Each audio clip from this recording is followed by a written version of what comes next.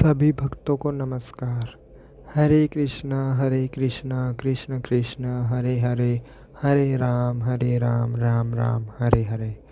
भागवत गीता अध्याय 3 कर्मयोग।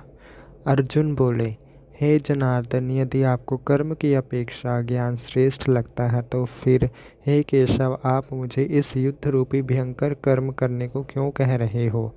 आपकी अनेक प्रकार से कही गई बातें मेरी बुद्धि को मनमोहित कर रही हैं, इसलिए आप उस एक बात को निश्चित करके बताएं जिससे मेरा कल्याण हो। श्री भगवान बोले, हे निष्पाप अर्जुन, इस लोक में 2 प्रकार की निष्ठा नित्य स्थिति होती है। उनमें ज्ञान योगियों की निष्ठा तो ज्ञान योग से और कर्म योगियों की निष्ठा कर्म योग से होती है।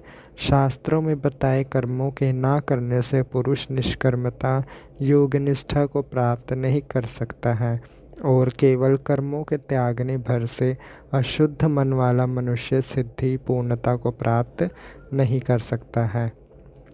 निसंदेह कोई भी मनुष्य किसी भी समय एक क्षण के लिए भी बिना कर्म किए नहीं रह सकता, क्योंकि प्रत्येक मनुष्य को स्वभाव से उत्पन्न राग द्वेष आदि गुणों के कारण विवश होकर कर्म करना ही पड़ता है।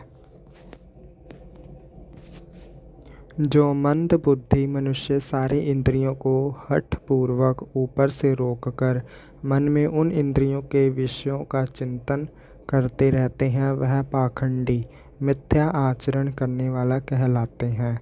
हे अर्जुन, किंतु जो मनुष्य मन से इंद्रियों को वश में करके फल की इच्छा के बिना सारी इंद्रियों द्वारा शास्त्रों के अनुरूप कर्मों का आचरण करते हैं, वह श्रेष्ठ है।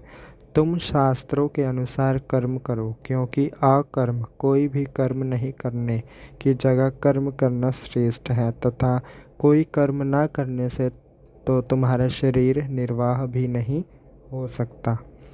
हे कुंती पुत्र अर्जुन, यज्ञ के उद्देश्य से किए जाने वाले कर्मों को छोड़कर अन्य कर्मों में लगा हुआ मनुष्य कर्मों के बंधन से बंधता है।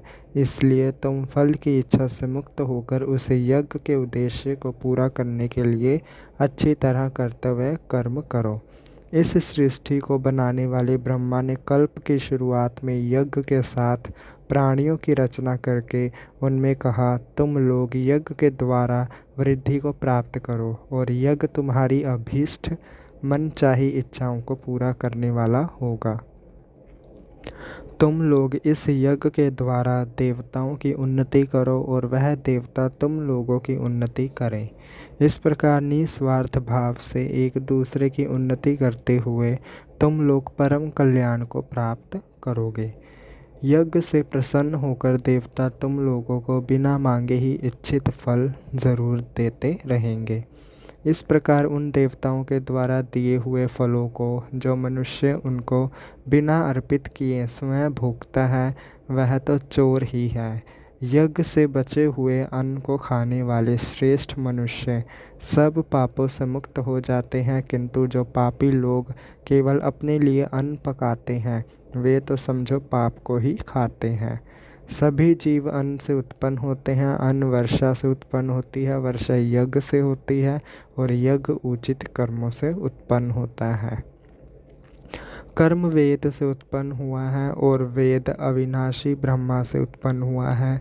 इससे सिद्ध होता है कि सर्वव्यापी परम अक्षर ब्रह्मा हमेशा ही यज्ञ में विद्यमान रहता है।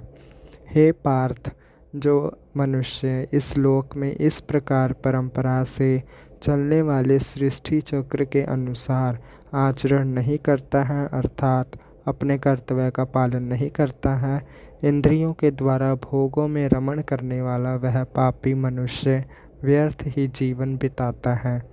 परंतु जो मनुष्य आत्मा में ही आनंद अनुभव करता है और आत्मा में ही तृप्त तथा आत्मा में ही संतुष्ट है, उसके लिए कोई कर्म ऐसा नहीं है जिसे करना जरूरी हो। इसी प्रकार उस महापुरुष का इस विश्व में कर्म करने का कोई उद्देश्य नहीं रहता है तथा सभी प्राणियों से उसका तनिक भी स्वार्थ संबंध नहीं रहता है। इसलिए तुम मोह से रहित होकर हमेशा योग्य कर्म को करते रहो, क्योंकि मोह से रहित होकर कर्म करता हुआ मनुष्य बाह्य सर्वोच्च को प्राप्त करता है। जनक आदि ज्ञानी लोगों ने भी मोह रहित कर्म द्वारा ही परम सिद्धि को प्राप्त किया था। इसलिए भी तथा लोक संग्रह संसार को बनाए रखने के लिए को देखते हुए भी तुम्हारे लिए कर्म करना ही उचित है। श्रेष्ठ मनुष्य जैसा आचरण करते हैं, अन्य लोग भी वैसा ही आचरण करते हैं। वे जैसा आदर्श उपस्थित करते हैं, अन्य लोग भी उसी के अनुसार व्यवहार करने लगते हैं। हे पार्थ, जबकि मेरे लिए कुछ भी करने योग्य कर्म नहीं है, क्योंकि मेरे लिए तीनों लोकों में कुछ भी अप्राप्त और प्राप्त करने योग्य नहीं है, फिर भी मैं कर्म करने को तत्पर रहता हूँ। हे पार्थ, यदि मैं सावधान होकर कर्म ना करूं तो निश्चित ही सभी मनुष्य सब प्रकार से मेरे ही मार्ग का अनुसरण करने लगेंगे। इसलिए यदि मैं कर्म ना करूं तो ये सब मनुष्य भ्रष्ट हो जाएंगे और मैं वर्ण संकर को बढ़ावा देने वाला बन जाऊंगा। इस प्रकार से मैं ही इन सभी मनुष्यों के नाश का कारण बनूंगा। हे भारत श्रेष्ठ अर्जुन, कर्म में मोहित होकर अज्ञानी मनुष्य जिस प्रकार कर्म करते हैं, उसी प्रकार मोह से रहित विद्वान भी लोक संग्रह करने की इच्छा रखते हुए उसी प्रकार कर्म करते हैं। परमात्मा के स्वरूप में अटल स्थिर हुए ज्ञानी मनुष्य को चाहिए कि वह शास्त्र विदित कर्मों में अश्रद्धा पैदा ना करे, बल्कि स्वयं भी शास्त्रों में बताए गए सभी कर्मों को अच्छी तरह करता हुआ अज्ञानियों से भी वैसे ही करवाए। वास्तव में सभी प्रकार के कर्म प्रकृति के स्वाभाविक गुणों द्वारा किए जाते हैं। तब भी वह मनुष्य जिनका अंतःकरण अहंकार से मोहित हो गया है, मैं करता हूँ ऐसा समझता है। परंतु हे महाबाहु, जो इस तथ्य से परिचित है कि आत्मा गुण और कर्म से अलग है, वे ज्ञान योगी मनुष्य कर्तापन का अभिमान नहीं करते हैं, क्योंकि वे मानते कि इंद्रियां तो अपने विषय में लगी हुई हैं, किंतु मैं उनसे अलग हूँ। प्रकृति के गुणों से बहुत मोहित हुए मनुष्य विषयों से मोहित होते हैं, परंतु जो सब कुछ जानते हैं वह उन मंदबुद्धि अज्ञानी मनुष्यों को विचलित नहीं करते हैं। आत्मनिष्ठ चित्त से अपने सभी कर्मों को मुझे समर्पित करते हुए निष्काम, कामना रहित, निर्मम, ममता रहित और शोक रहित होकर तप युद्ध करो।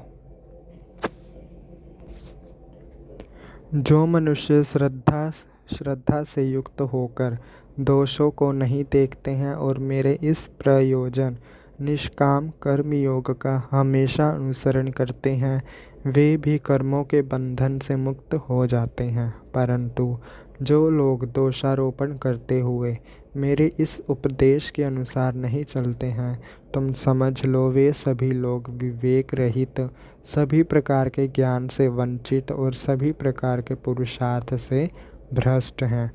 ज्ञानी मनुष्य भी अपने स्वभाव के अनुसार कर्म करते हैं, सारे प्राणी भी अपने स्वभाव के अनुसार ही कर्म करते हैं, फिर भी इसमें किसी का निग्रह, दमन या रोकथाम क्या कर सकता है। प्रत्येक इंद्रिय के लिए उस इंद्रिय के विषय के संबंध में राग और द्वेष छुपे हुए रहते हैं। मनुष्य को उन दोनों के वश में नहीं होना चाहिए, क्योंकि वे दोनों ही साधक के कल्याण मार्ग में बाधा डालने वाले महान शत्रु हैं। अच्छी तरह आचरण में लाए हुए दूसरे के धर्म से दोष युक्त अपना धर्म अधिक अच्छा है। अपने धर्म का पालन करते हुए मरना भी कल्याणकारी है, क्योंकि दूसरे का धर्म डर को देने वाला है।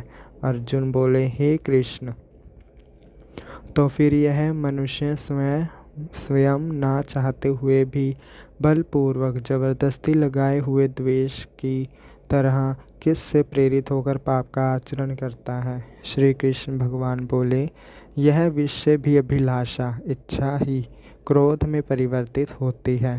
रजोगुण से उत्पन्न काम को ही जीवों का सबसे प्रमुख शत्रु समझना चाहिए। जिस प्रकार धुएं से आग और धूल से दर्पण ढक जाता है तथा जिस प्रकार भ्रूण गर्भ द्वारा सब ओर से ढका रहता है, वैसे ही उस काम रजोगुण के द्वार इससे ढके रहते हैं। हे अर्जुन, इस आग के समान कभी न संतुष्ट होने वाले काम रूपी चिर शत्रु से ज्ञानी का विवेक ढका हुआ रहता है। इंद्रियां, मन और बुद्धि इस काम को आश्रय देने वाली कही जाती हैं।